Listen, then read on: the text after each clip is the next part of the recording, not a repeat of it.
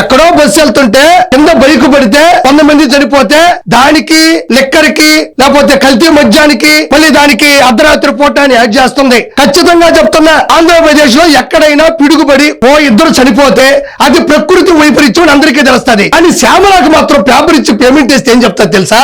అర్ధరాత్రి పూట కల్తీ మద్యం అమ్ముతున్నటువంటి బెల్ట్ షాపు దగ్గర నలుగురు తాగేసి దిక్కు తెలియక గట్టిగా అరిశారు. ఆ దెబ్బకి తట్టుకోలేక పైన ఉన్నటువంటి పిడుగు ఉలిక్కిపడి కింద పడింది. కాబట్టి ఆ అర్ధరాత్రి కల్తీ మధ్యన బెల్ట్ షాపుల వల్ల వీళ్ళు చనిపోయారని చెప్తాది. పైన ఉన్న పిడుగు ప్రకృతి వైపరీత్యం అయినా కూడా ఇలా కలుపుతుంది ఈవిడ.